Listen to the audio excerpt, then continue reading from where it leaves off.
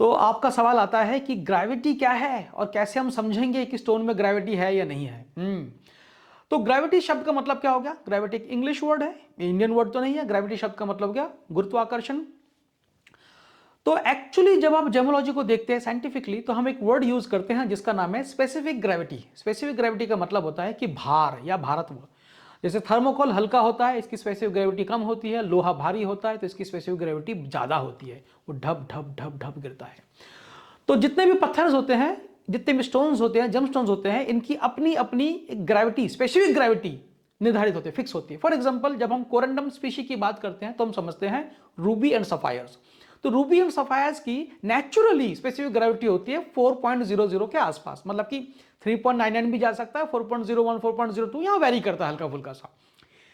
Corundum species मतलब कि Ruby and sapphire, इनकी स्पेसिफिक ग्रेविटी कभी भी 2 नहीं हो सकता, 3 नहीं हो सकता, 3.5 नहीं हो सकता, ठीक है। लेकिन जैसे कि एमरल्ड है, एमरल्ड की स्पेसिफिक ग्रेविटी अपने आप में 2.67 के आसपास कहीं पे है, थोड़ा वेरी करता है। क्वार्ट्ज है, उसकी स्पेसिफिक ग्रेविटी अपनी हल्की होती है।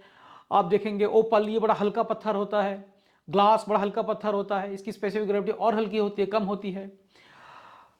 हर पत्थर अपने अपने नेचुरली जब वो जमीन के नीचे से निकलता है, उनकी इनहेरिएंट वो स्पेसिफिक ग्रेविटी लेके ही जन्म लेते हैं। हम उसकी ग्रेविटी को बढ़ा या घटा नहीं सकते हैं जब तक कि उसके अंदर कोई दूसरा चीज ना डाला जाए। अगर मैं किसी ग्लास के अंदर एक लोहे का टुकड़ा डाल दूंगा तो लोहा उस ग्लास के अंदर गया और फिर वो ग्लास का ओवरऑल हेफ्ट बढ़ जाएगा, उसकी स्पेसिफिक ग्रेविटी बढ़ जाएगी। समझ रहे ना? जब तक कोई एक्सटर्नल मटेरियल अंदर ना जाए हम उसके स्पेसिफिक ग्रेविटी को चेंज नहीं कर सकते।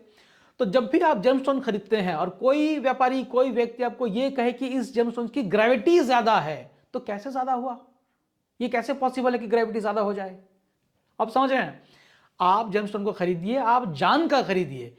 स्पेसिफिक ग्रेविटी को बढ़ाया घटाया नहीं जा सकता है जब तक कि उसमें कोई ट्रीटमेंट ना हो। अगर किसी रूबी में ग्लास फिलिंग किया गया है, ग्लास की स्पेसिफिक ग्रेविटी थोड़ी कम होती है रूबी के मुकाबले, और ग्लास बहुत ज्यादा नहीं डाला है, मामूली से क्वांटिटी में डाला हुआ होगा, तो उसके स्पेसिफिक ग्रेविटी को ज्यादा फर्क नहीं कर सकता। आप ये नहीं कह सकते कि ग्लास का डलने से उसकी स्पेसिफिक ग्रेविटी 2 हो गया है, 1 हो गया है, 1.5 हो गया है। वो तभी भी 4 के आसपास ही रहेगा, हो सकता है 3.98 तक आ जाए, थोड़ा सा क्वांटिटी ग्लास का गया हो। और अगर वो नॉन ट्रीटेड है, ठीक है, कोई ट्रीटमेंट किया नहीं गया, तो उसकी स्पेसिफिक ग्रेविटी, रूबी की स्पेसिफिक ग्रेविटी वही 4 के आसपास ही रहेगा। तो किस बात की भ्रांति?